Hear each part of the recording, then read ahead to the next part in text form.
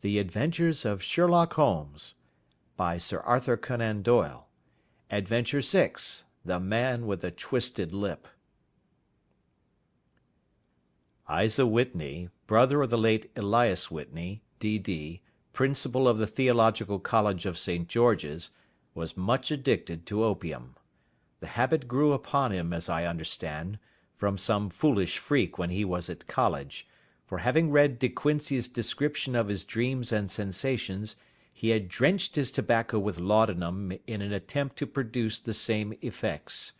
He found, as so many more have done, that the practice is easier to attain than to get rid of, and for many years he continued to be a slave to the drug, an object of mingled horror and pity to his friends and relatives. I can see him now, with yellow pasty face, drooping lids, and pinpoint pupils, all huddled in a chair, the wreck and ruin of a noble man. One night, it was in June '89, there came a ring to my bell, about the hour when a man gives his first yawn and glances at the clock. I sat up in my chair, and my wife laid her needlework down in her lap and made a little face of disappointment. "A patient," said she. "You'll have to go out." I groaned, for I was newly come back from a weary day. We heard the door open, a few hurried words, and then quick steps upon the linoleum. Our own door flew open, and a lady, clad in some dark-coloured stuff, with a black veil, entered the room. "You will excuse my calling so late," she began, and then, suddenly losing her self-control, she ran forward, threw her arms about my wife's neck, and sobbed upon her shoulder. "Oh, I'm in such trouble!" she cried. "I do so want a little help." "Why," said my wife, pulling up her veil, "it is Kate Whitney. How you startled me, Kate! I had not an idea who you were when you came in." "I don't know what to do, so I came straight to you." That was always the way. Folk who were in grief came to my wife like birds to a lighthouse. "It was very sweet of you to come. Now, you must have some wine and water, and sit here comfortably and tell us all about it. Or should you rather that I sent James off to bed?" "Oh, no, no! I want the doctor's advice and help too. It's about Isa. He's not been home for 2 days. I'm so frightened about him." It was not the first time that she had spoken to us of her husband's trouble, to me as a doctor, to my wife as an old friend and school companion. We soothed and comforted her by such words as we could find. Did she know where her husband was? Was it possible that we could bring him back to her? It seems that it was. She had the surest information that of late he had, when the fit was on him, made use of an opium den in the farthest east of the city. Hitherto his orgies had always been confined to one day, and he had come back twitching and shattered in the evening. But now the spell had been upon him 48 hours, and he lay there, doubtless among the dregs of the docks, breathing in the poison or sleeping off the effects. There he was to be found, she was sure of it, at the Bar of Gold, in Upper Swandam Lane. But what was she to do? How could she, a young and timid woman, make her way into such a place and pluck her husband out from among the ruffians who surrounded him? There was the case, and of course there was but one way out of it. Might I not escort her to this place? And then, as a second thought, why should she come at all? I was Isa Whitney's medical adviser, and as such I had influence over him. I could manage it better if I were alone.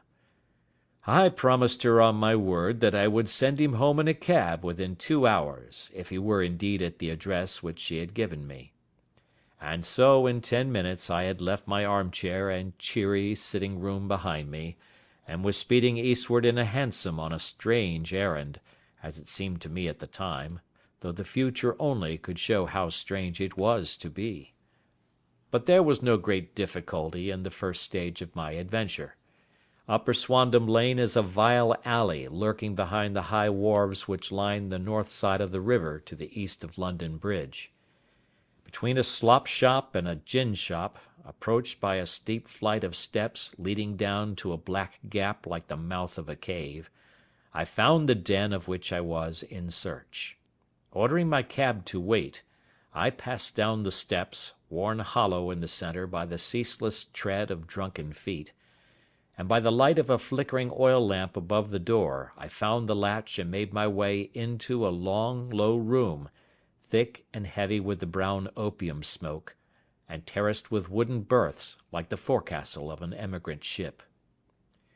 Through the gloom one could dimly catch a glimpse of bodies lying in strange, fantastic poses, bowed shoulders, bent knees, heads thrown back, and chins pointing upward, with here and there a dark, lack-lustre eye turned upon the newcomer. Out of the black shadows there glimmered little red circles of light, now bright, now faint, as the burning poison waxed or waned in the bowls of the metal pipes. The most lay silent, but some muttered to themselves, and others talked together in a strange, low, monotonous voice, their conversation coming in gushes, and then suddenly tailing off into silence, each mumbling out his own thoughts and paying little heed to the words of his neighbour.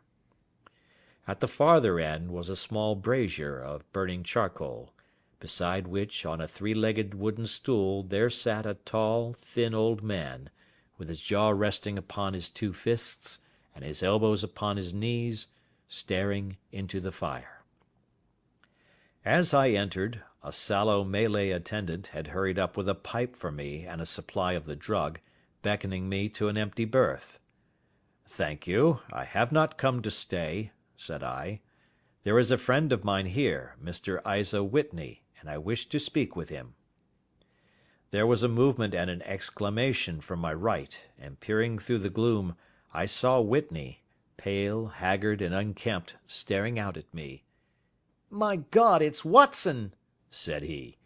He was in a pitiable state of reaction, with every nerve in a twitter. "I say, Watson, what o'clock is it?" "Nearly 11. "Of what day?" "Of Friday, June 19th. "Good heavens, I thought it was Wednesday." "It is Wednesday. What do you want to frighten a chap for?" He sank his face onto his arms and began to sob in a high treble key. "I tell you that it is Friday, man. Your wife has been waiting this 2 days for you. You should be ashamed of yourself." "So I am. But you've got mixed, Watson, for I have only been here a few hours. 3 pipes, 4 pipes, I forget how many. But I'll go home with you. I wouldn't frighten Kate, poor little Kate. Give me your hand.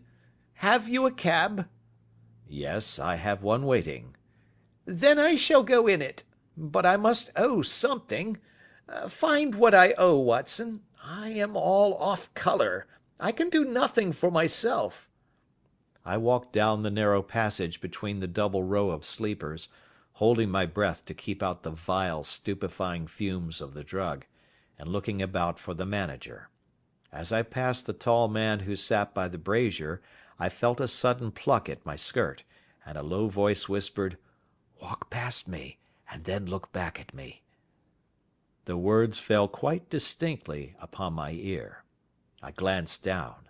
They could only have come from the old man at my side, and yet he sat now as absorbed as ever, very thin, very wrinkled, bent with age, an opium pipe dangling down from between his knees, as though it had dropped in sheer lassitude from his fingers. I took 2 steps forward and looked back. It took all my self-control to prevent me from breaking out into a cry of astonishment.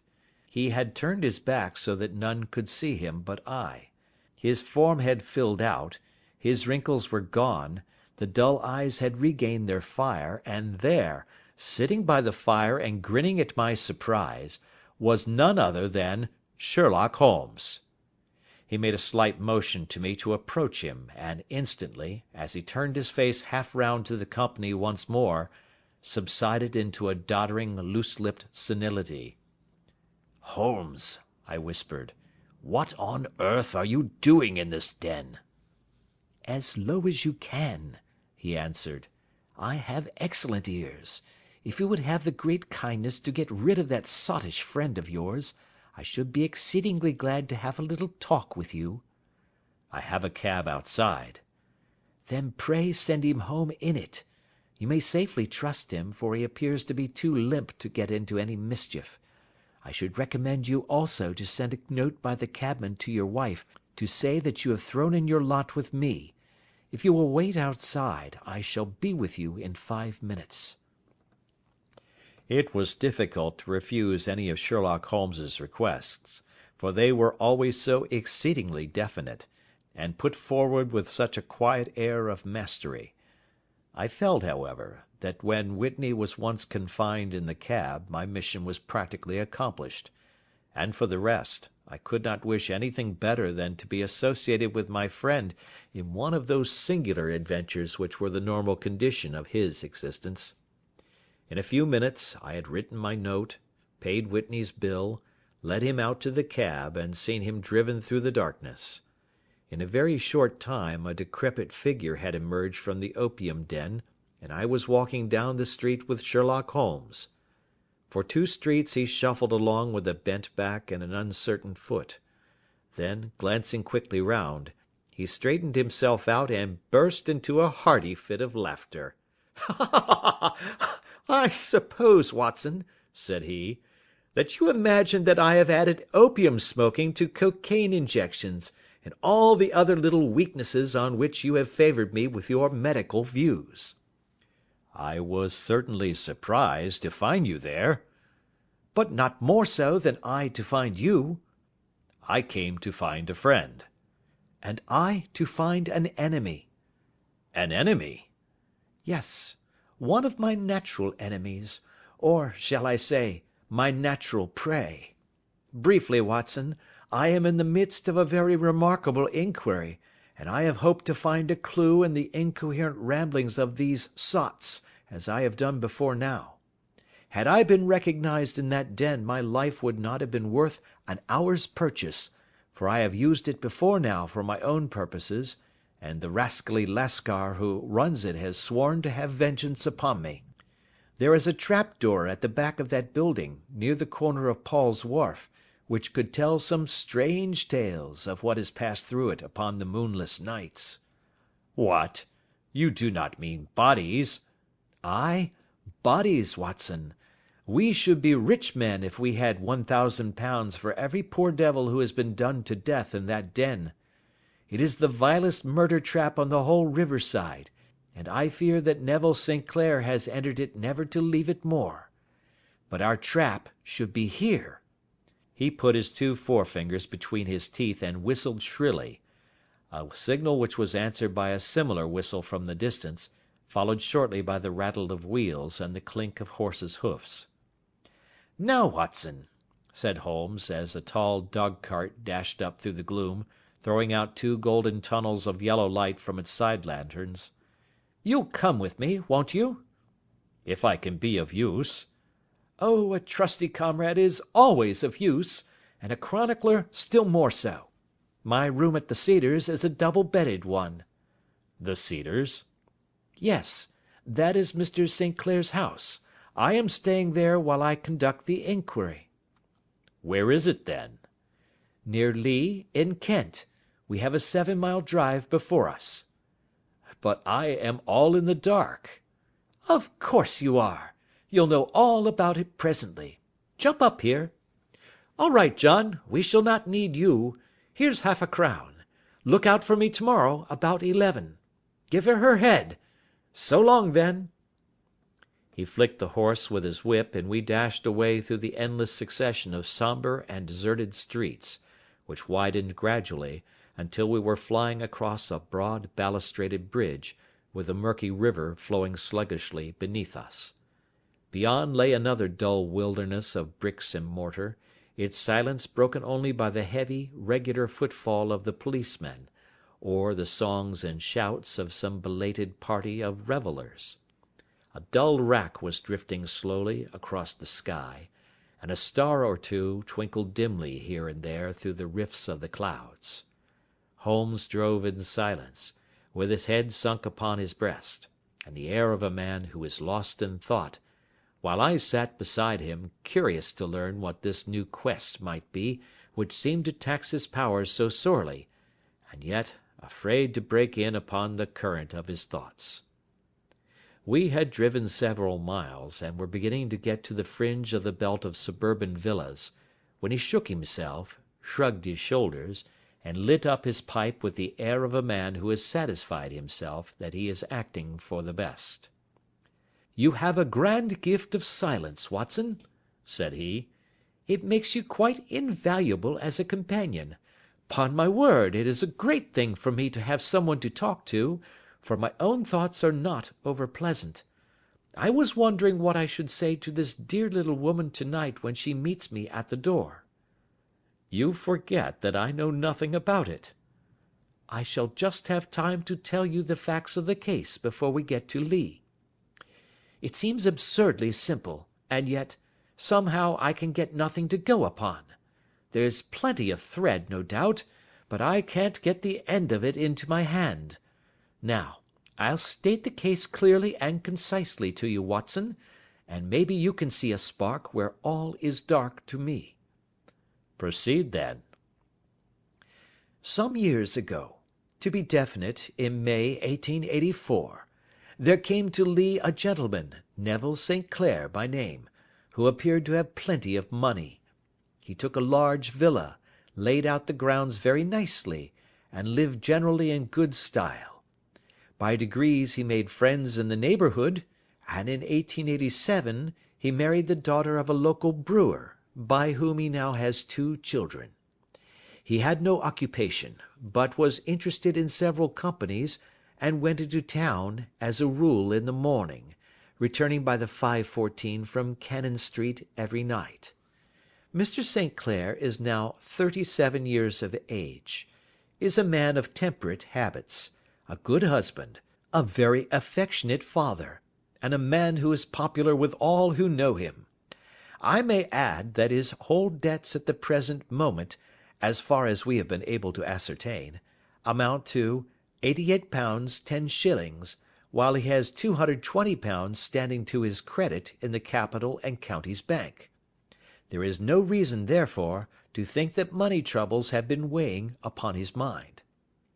Last Monday Mr. Neville St. Clair went into town rather earlier than usual, remarking before he started that he had 2 important commissions to perform, and that he would bring his little boy home a box of bricks.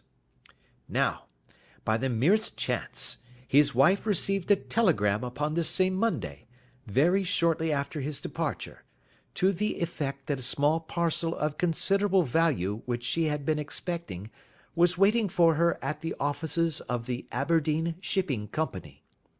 Now, if you are well up in your London, you will know that the office of the company is in Fresno Street, which branches out of Upper Swandam Lane, where you found me to-night. Mrs. St. Clair had her lunch, started for the city, did some shopping, proceeded to the company's office, got her packet, and found herself at exactly 4:35 walking through Swandam Lane on her way back to the station. Have you followed me so far?" "It is very clear." "If you remember, Monday was an exceedingly hot day, and Mrs. St. Clair walked slowly, glancing about in the hope of seeing a cab, as she did not like the neighbourhood in which she found herself. While she was walking in this way down Swandam Lane, she suddenly heard an ejaculation or cry, and was struck cold to see her husband looking down at her and, as it seemed to her, beckoning to her from a second-floor window. The window was open, and she distinctly saw his face, which she describes as being terribly agitated. He waved his hands frantically to her, and then vanished from the window so suddenly that it seemed to her that he had been plucked back by some irresistible force from behind. One singular point, which struck her quick feminine eye, was that although he wore some dark coat, such as he had started to town in, He had on neither collar nor necktie. Convinced that something was amiss with him, she rushed down the steps, for the house was none other than the opium den in which you found me to-night, and running through the front room, she attempted to ascend the stairs which led to the first floor. At the foot of the stairs, however, she met this Lascar scoundrel of whom I have spoken, who thrust her back, and, aided by a Dane, who acts as assistant there, pushed her out into the street. Filled with most maddening doubts and fears, she rushed down the lane, and by rare good fortune met in Fresno Street a number of constables with an inspector, all on their way to their beat. The inspector and two men accompanied her back, and in spite of the continued resistance of the proprietor, they made their way to the room in which Mr. St. Clair had last been seen. There was no sign of him there. In fact, in the whole of that floor, there was no one to be found save a crippled wretch of hideous aspect, who, it seems, made his home there. Both he and the Lascar stoutly swore that no one else had been in the front room during the afternoon. So determined was their denial, that the inspector was staggered, and had almost come to believe that Mrs. St. Clair had been deluded when, with a cry, she sprang at a small deal box which lay upon the table, and tore the lid from it. Out there fell a cascade of children's bricks. It was the toy which he had promised to bring home. This discovery, and the evident confusion which the cripple showed, made the inspector realize that the matter was serious. The rooms were carefully examined, and results all pointed to an abominable crime. The front room was plainly furnished as a sitting room, and led into a small bedroom, which looked out upon the back of one of the wharves. Between the wharf and the bedroom window is a narrow strip, which is dry at low tide, but is covered at high tide with at least 4½ feet of water. The bedroom window was a broad one and opened from below. On examination, traces of blood were to be seen upon the window sill, and several scattered drops were visible upon the wooden floor of the bedroom. Thrust away behind a curtain in the front room were all the clothes of Mr. Neville St. Clair, with the exception of his coat.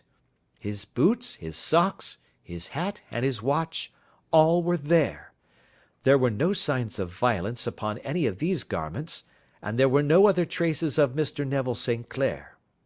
Out of the window he must apparently have gone, for no other exit could be discovered, and the ominous bloodstains upon the sill gave little promise that he could save himself by swimming, for the tide was at its very highest at the moment of the tragedy. And now, as to the villains who seemed to be immediately implicated in the matter. The Lascar was known to be a man of the vilest antecedents, but as, by Mrs. St. Clair's story, he was known to have been at the foot of the stair within a very few seconds of her husband's appearance at the window, he could hardly have been more than an accessory to the crime. His defence was one of absolute ignorance, and he protested that he had no knowledge as to the doings of Hugh Bone, his lodger, and that he could not account in any way for the presence of the missing gentleman's clothes. So much for the Lascar manager. Now for the sinister cripple who lives upon the second floor of the opium den, and who was certainly the last human being whose eyes rested upon Neville St. Clair. His name is Hugh Bone, and his hideous face is one which is familiar to every man who goes much to the city. He is a professional beggar, though, in order to avoid the police regulations, he pretends to a small trade in wax vestas.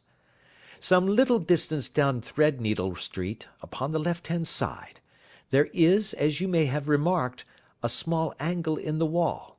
Here it is that this creature takes his daily seat, cross-legged with his tiny stock of matches on his lap, and as he is a piteous spectacle, a small rain of charity descends into the greasy leather cap which lies upon the pavement beside him.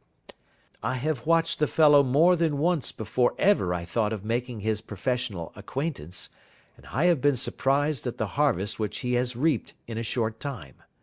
His appearance, you see, is so remarkable that no one can pass him without observing him.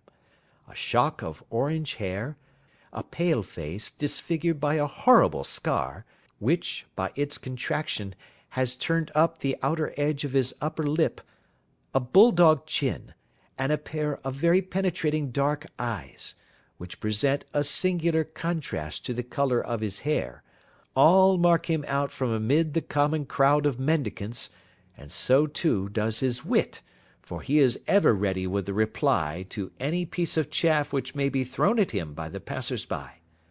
This is the man whom we now learn to have been the lodger at the opium den, and to have been the last man to see the gentleman of whom we are in quest.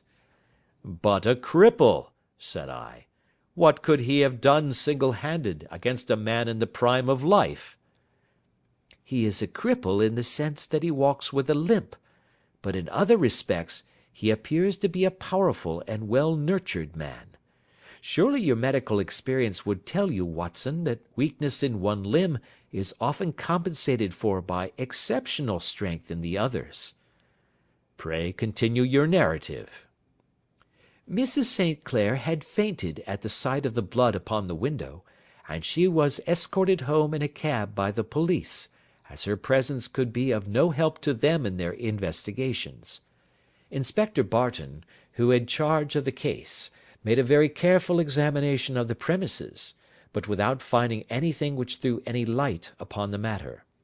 One mistake had been made in not arresting Boone instantly, as he was allowed some few minutes during which he might have communicated with his friend the Lascar, but this fault was soon remedied, and he was seized and searched, without anything being found which could incriminate him. There were, it is true, some blood-stains upon his right shirt-sleeve, but he pointed to his ring-finger, which had been cut near the nail, and explained that the bleeding came from there, adding that he had been to the window not long before, and that the stains which had been observed there came doubtless from the same source. He denied strenuously having ever seen Mr. Neville St. Clair, and swore that the presence of the clothes in his room was as much a mystery to him as to the police. As to Mrs. St. Clair's assertion that she had actually seen her husband at the window, he declared that she must have been either mad or dreaming. He was removed, loudly protesting, to the police station, while the inspector remained upon the premises in the hope that the ebbing tide might afford some fresh clue. And it did, though they hardly found upon the mud-bank what they had feared to find. It was Neville St. Clair's coat, and not Neville St. Clair, which lay uncovered as the tide receded. And what do you think they found in the pockets? I cannot imagine. No, I don't think you would guess. Every pocket stuffed with pennies and halfpennies, 421 pennies and 270 halfpennies. It was no wonder that it had not been swept away by the tide. But a human body is a different matter. There is a fierce eddy between the wharf and the house. It seemed likely enough that the weighted coat had remained when the stripped body had been sucked away into the river. But I understand that all the other clothes were found in the room. Would the body be dressed in a coat alone? No, sir, but the facts must be met speciously enough. Suppose that this man Boone had thrust Neville St. Clair through the window, there is no human eye which could have seen the deed. What would he do then? It would of course instantly strike him that he must get rid of the tell-tale garments. He would seize the coat then, and be in the act of throwing it out, when it would occur to him that it would swim and not sink. He has little time, for he has heard the scuffle downstairs when the wife tried to force her way up, and perhaps he has already heard from his Lascar confederate that the police are hurrying up the street. There is not an instant to be lost. He rushes to some secret hoard, where he has accumulated the fruits of his beggary, and he stuffs all the coins upon which he can lay his hands into the pockets to make sure of the coat's sinking. He throws it out, and would have done the same with the other garments had not he heard the rush of steps below, and only just had time to close the window when the police appeared. It certainly sounds feasible.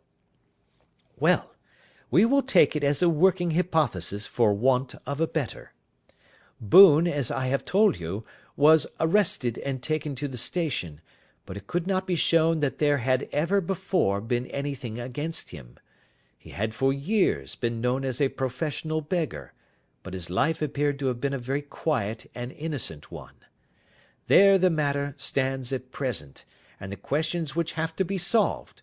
What Neville St. Clair was doing in the opium den, what happened to him when there, where he is now, and what Hugh Boone had to do with his disappearance, are all as far from a solution as ever. I confess that I cannot recall any case within my experience which looked at the first glance so simple, and yet which presented such difficulties. While Sherlock Holmes had been detailing this singular series of events, we had been whirling through the outskirts of the great town until the last straggling houses had been left behind, and we rattled along with a country hedge upon either side of us. Just as he finished, however, we drove through 2 scattered villages, where a few lights still glimmered in the windows. "We are on the outskirts of Lee," said my companion. "We have touched on 3 English counties in our short drive, starting in Middlesex, passing over an angle of Surrey, and ending in Kent. See that light among the trees? That is the Cedars, and beside that lamp sits a woman whose anxious ears have already, I have little doubt, caught the clink of our horses' feet." "But why are you not conducting the case from Baker Street?" I asked. "Because there are many inquiries which must be made out here. Mrs. St. Clair has most kindly put 2 rooms at my disposal, and you may rest assured that she will have nothing but a welcome for my friend and colleague.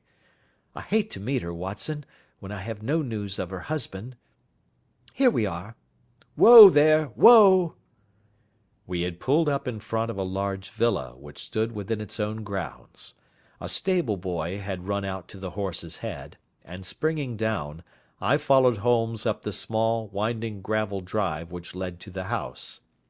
As we approached, the door flew open, and a little blonde woman stood in the opening, clad in some sort of light mousseline de sole, with a touch of fluffy pink chiffon at her neck and wrists.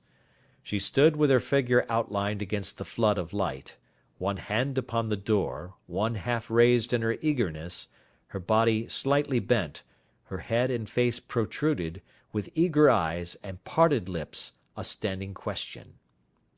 "Well?" she cried. "Well?"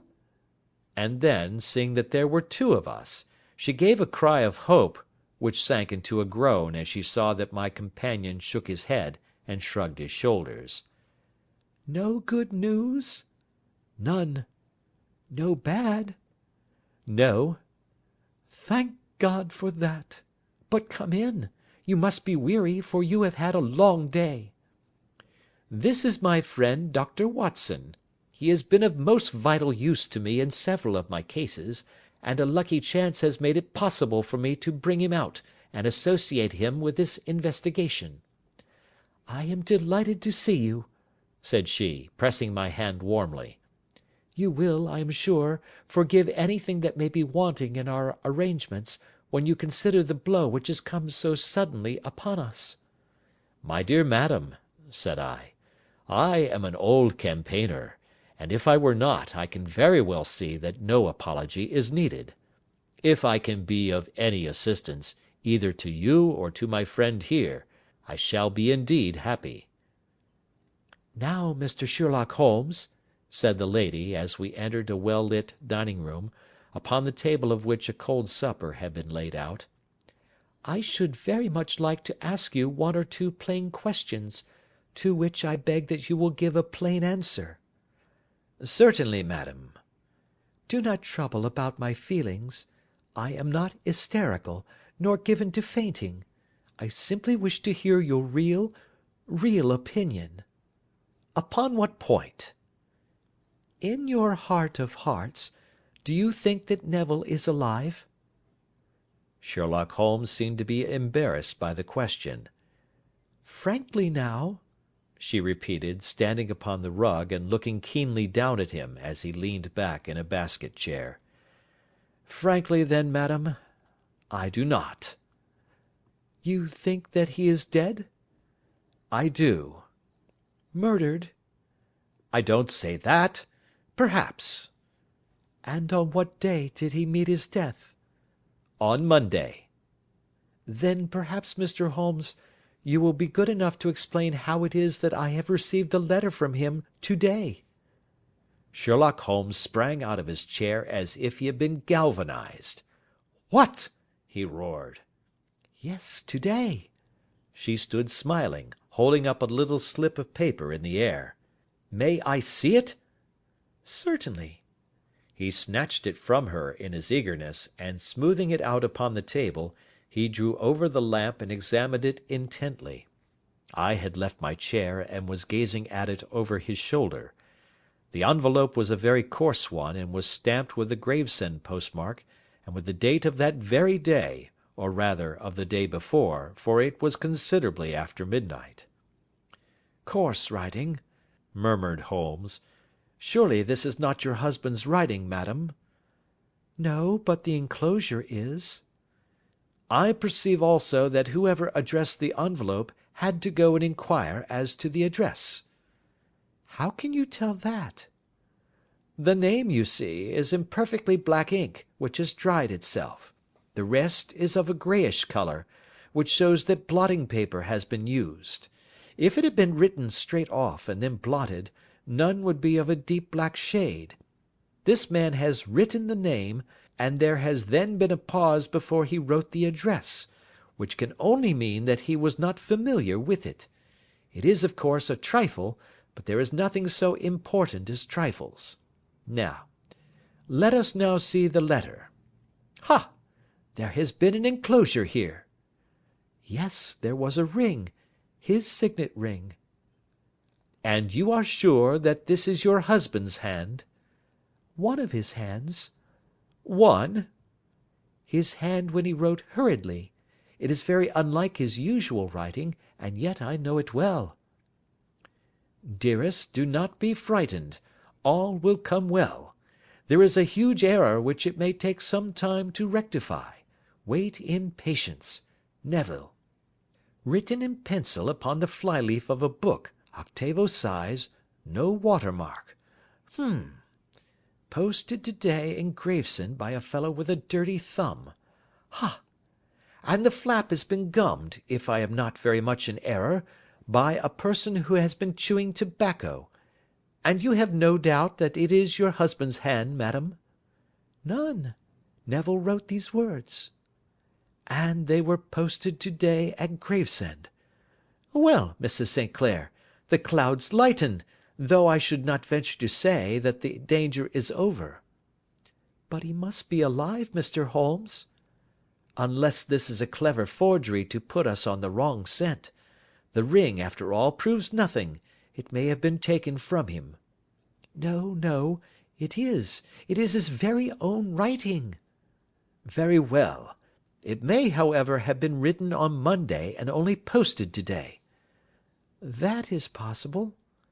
"If so, much may have happened between." "Oh, you must not discourage me, Mr. Holmes. I know that all is well with him. There is so keen a sympathy between us that I should know if evil came upon him. On the very day that I saw him last, he cut himself in the bedroom, and yet I in the dining room rushed upstairs instantly with the utmost certainty that something had happened. Do you think that I would respond to such a trifle, and yet be ignorant of his death?" "I have seen too much not to know that the impression of a woman may be more valuable than the conclusion of an analytical reasoner. And in this letter you certainly have a very strong piece of evidence to corroborate your view. But if your husband is alive, and able to write letters, why should he remain away from you?" "I cannot imagine. It is unthinkable." "And on Monday he made no remarks before leaving you?" "No." "And you were surprised to see him in Swandam Lane?" "Very much so." "Was the window open?" "Yes." "Then he might have called to you?" "He might." He only, as I understand, gave an inarticulate cry. Yes. A call for help, you thought? Yes, he waved his hands. But it might have been a cry of surprise.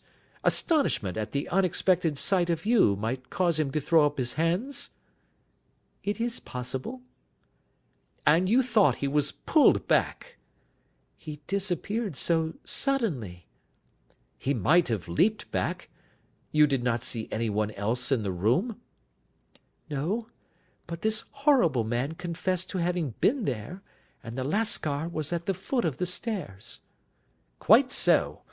Your husband, as far as you could see, had his ordinary clothes on? But without his collar or tie.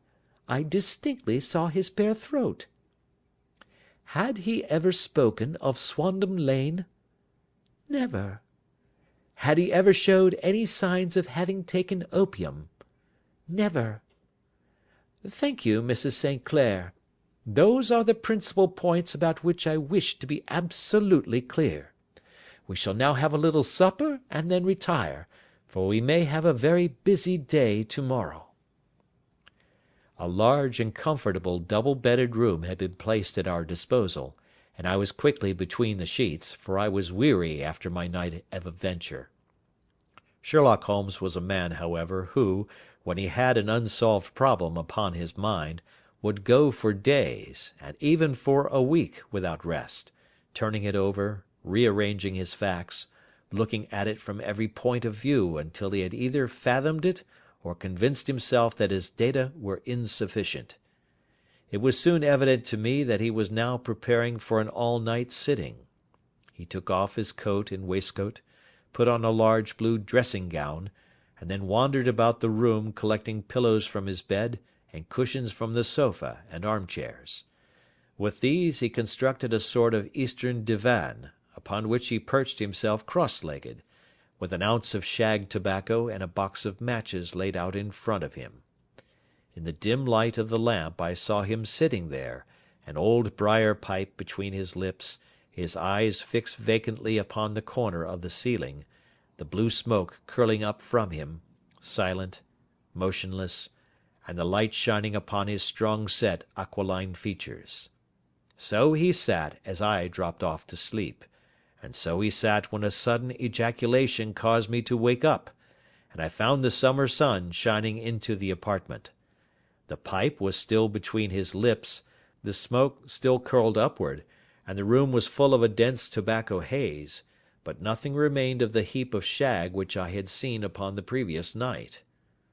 "Awake, Watson?" he asked. "Yes." "Game for a morning drive?" "Certainly." "Then dress. No one is stirring yet, but I know where the stable-boy sleeps, and we shall soon have the trap out." He chuckled to himself as he spoke, his eyes twinkled, and he seemed a different man to the sombre thinker of the previous night. As I dressed I glanced at my watch. It was no wonder that no one was stirring. It was 25 minutes past 4. I had hardly finished when Holmes returned with the news that the boy was putting in the horse. "I want to test a little theory of mine," said he, pulling on his boots. "I think, Watson, that you are now standing in the presence of one of the most absolute fools in Europe. I deserve to be kicked from here to Charing Cross. But I think I have the key of the affair now." "And where is it?" I asked, smiling. "In the bathroom," he answered. "Oh, yes, I am not joking," he continued, seeing my look of incredulity. "I have just been there, and I have taken it out, and I have got it in this Gladstone bag. Come on, my boy, and we shall see whether it will fit the lock." We made our way downstairs as quietly as possible, and out into the bright morning sunshine. In the road stood our horse and trap, with the half-clad stable-boy waiting at the head. We both sprang in, and away we dashed down the London road. A few country carts were stirring, bearing in vegetables to the metropolis, but the lines of villas on either side were as silent and lifeless as some city in a dream. "It has been in some points a singular case," said Holmes, flicking the horse on into a gallop. "I confess that I have been as blind as a mole, but it is better to learn wisdom late than never to learn it at all." In town the earliest risers were just beginning to look sleepily from their windows as we drove through the streets of the Surrey side. Passing down the Waterloo Bridge Road, we crossed over the river, and dashing up Wellington Street, wheeled sharply to the right and found ourselves in Bow Street. Sherlock Holmes was well known to the force, and the two constables at the door saluted him. One of them held the horse's head, while the other led us in. "Who is on duty?" asked Holmes. "Inspector Bradstreet, sir." "Ah, Bradstreet, how are you?" A tall, stout official had come down the stone-flagged passage in a peaked cap and frogged jacket. "I wish to have a quiet word with you, Bradstreet." "Certainly, Mr. Holmes. Step into my room here." It was a small office-like room, with a huge ledger upon the table, and a telephone projecting from the wall. The inspector sat down at his desk. "What can I do for you, Mr. Holmes?" "I called about that beggarman, Boone, the one who was charged with being concerned in the disappearance of Mr. Neville St. Clair, of Lee." "Yes, he was brought up and remanded for further inquiries." "So I heard. You have him here?" "In the cells." "Is he quiet?" "Oh, he gives no trouble. But he is a dirty scoundrel." "Dirty?" "Yes, it is all we can do to make him wash his hands, and his face is as black as a tinker's. Well, when once his case has been settled, he will have a regular prison bath, and I think, if you saw him, you would agree with me that he needed it." "I should like to see him very much." "Would you? That is easily done. Come this way. You can leave your bag." "No, I think that I'll take it." "Very good. Come this way, if you please." He led us down a passage, opened a barred door, passed down a winding stair, and brought us to a whitewashed corridor with a line of doors on each side. "The third on the right is his," said the inspector. "Here it is." He quietly shot back a panel in the upper part of the door and glanced through. "He is asleep," said he. "You can see him very well." We both put our eyes to the grating. The prisoner lay with his face towards us, in a very deep sleep, breathing slowly and heavily. He was a middle-sized man, coarsely clad as became his calling, with a coloured shirt protruding through the rent in his tattered coat. He was, as the inspector had said, extremely dirty, but the grime which covered his face could not conceal its repulsive ugliness. A broad wheal from an old scar ran right across it from eye to chin, and by its contraction had turned up one side of the upper lip, so that 3 teeth were exposed in a perpetual snarl. A shock of very bright red hair grew low over his eyes and forehead. "He's a beauty, isn't he?" said the inspector. "He certainly needs a wash," remarked Holmes. "I had an idea that he might, and I took the liberty of bringing the tools with me." He opened the Gladstone bag as he spoke, and took out, to my astonishment, a very large bath sponge. "Ha! You are a funny one," chuckled the inspector. "Now, if you will have the great goodness to open that door very quietly, we will soon make him cut a much more respectable figure." "Well, I don't know why not," said the inspector. "He doesn't look a credit to the Bow Street cells, does he?" He slipped his key into the lock, and we all very quietly entered the cell. The sleeper half turned, and then settled down once more into a deep slumber. Holmes stooped to the water jug, moistened his sponge, and then rubbed it twice vigorously across and down the prisoner's face. "Let me introduce you," he shouted, "to Mr. Neville St. Clair, of Lee, in the county of Kent." Never in my life had I seen such a sight. The man's face peeled off under the sponge like the bark from a tree. Gone was the coarse brown tint. Gone, too, was the horrid scar which had seamed it across, and the twisted lip which had given the repulsive sneer to the face.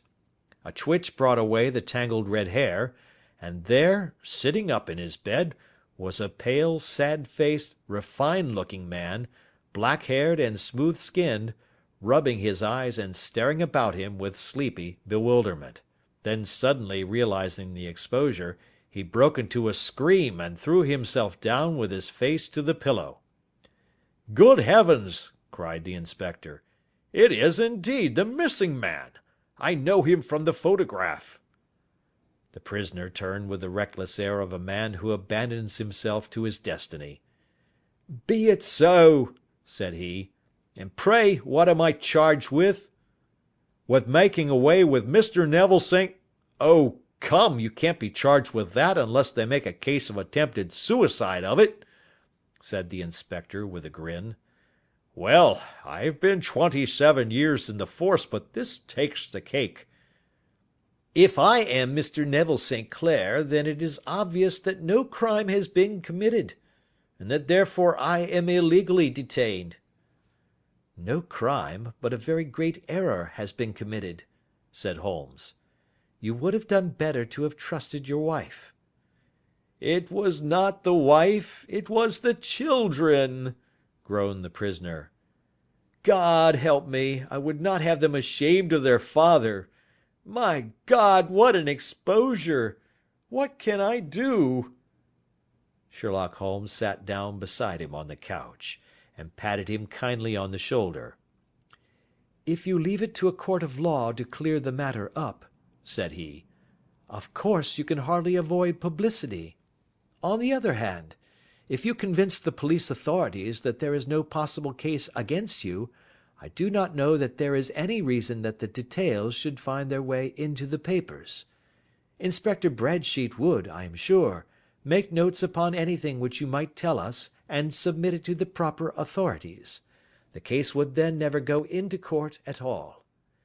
"God bless you!" cried the prisoner passionately. "I would have endured imprisonment, aye, even execution, rather than have left my miserable secret as a family blot to my children. You are the first who have ever heard my story. My father was a schoolmaster in Chesterfield, where I received an excellent education. I travelled in my youth, took to the stage, and finally became a reporter on an evening paper in London. One day my editor wished to have a series of articles upon begging in the metropolis, and I volunteered to supply them. There was the point from which all my adventures started. It was only by trying begging as an amateur that I could get the facts upon which to base my articles. When an actor, I had, of course, learned all the secrets of making up, and had been famous in the green room for my skill. I took advantage now of my attainments. I painted my face, and to make myself as pitiable as possible, I made a good scar and fixed one side of my lip in a twist by the aid of a small slip of flesh-coloured plaster. Then, with a red head of hair, and an appropriate dress, I took my station in the business part of the city, ostensibly as a match-seller, but really as a beggar. For 7 hours I plied my trade, and when I returned home in the evening, I found to my surprise that I had received no less than 26 shillings 4d. I wrote my articles and thought little more of the matter until, some time later, I backed a bill for a friend and had a writ served upon me for £25. I was at my wits' end where to get the money, but a sudden idea came to me. I begged a fortnight's grace from the creditor, asked for a holiday from my employers, and spent the time in begging in the city under my disguise. In 10 days I had the money, and had paid the debt. Well, you can imagine how hard it was to settle down to arduous work at £2 a week, when I knew that I could earn as much in a day by smearing my face with a little paint, laying my cap on the ground, and sitting still. It was a long fight between my pride and the money, but the dollars won at last, and I threw up reporting and sat day after day in the corner which I had first chosen, inspiring pity by my ghastly face, and filling my pockets with coppers. Only one man knew my secret. He was the keeper of a low den in which I used to lodge in Swandam Lane, where I could every morning emerge as a squalid beggar, and in the evenings transform myself into a well-dressed man about town. This fellow, a Lascar, was well paid by me for his rooms, so that I knew that my secret was safe in his possession. Well, very soon I found that I was saving considerable sums of money. I do not mean that any beggar in the streets of London could earn £700 a year, which is less than my average takings, but I had exceptional advantages in my power of making up, and also in a facility of repartee, which improved by practice and made me quite a recognized character in the city. All day a stream of pennies, varied by silver, poured in upon me, and it was a very bad day in which I failed to take £2. As I grew richer I grew more ambitious, took a house in the country, and eventually married, without anyone having a suspicion as to my real occupation. My dear wife knew that I had business in the city. She little knew what. Last Monday I had finished for the day and was dressing in my room above the opium den, when I looked out of my window and saw, to my horror and astonishment, that my wife was standing in the street, with her eyes fixed full upon me. I gave a cry of surprise, threw up my arms to cover my face, and, rushing to my confidant, the Lascar, entreated him to prevent anyone from coming up to me. I heard her voice downstairs, but I knew that she could not ascend. Swiftly I threw off my clothes, pulled on those of a beggar, and put on my pigments and wig. Even a wife's eyes could not pierce so complete a disguise. But then it occurred to me that there might be a search in the room, and that the clothes might betray me. I threw open the window, reopening by my violence a small cut which I had inflicted upon myself in the bedroom that morning. Then I seized my coat, which was weighted by the coppers which I had just transferred to it from the leather bag in which I carried my takings. I hurled it out of the window, and it disappeared into the Thames.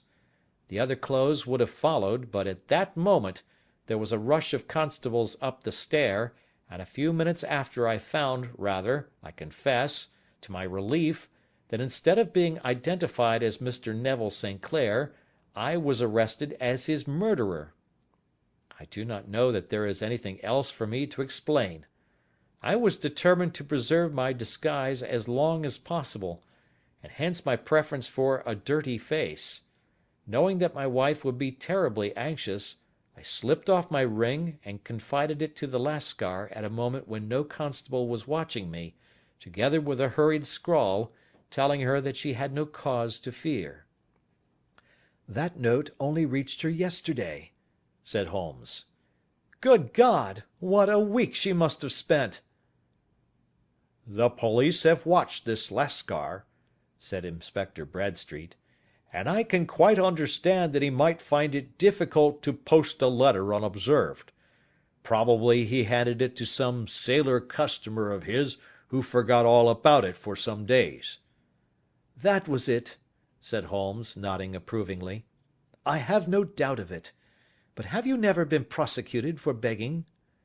"Many times. But what was a fine to me?"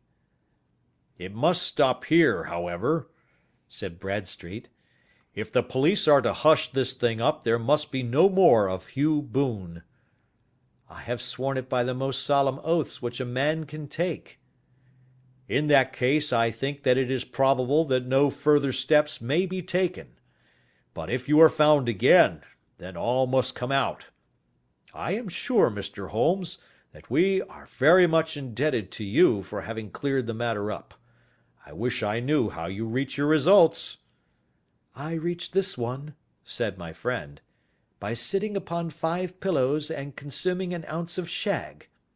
I think, Watson, that if we drive to Baker Street we shall be just in time for breakfast." End of Adventure 6.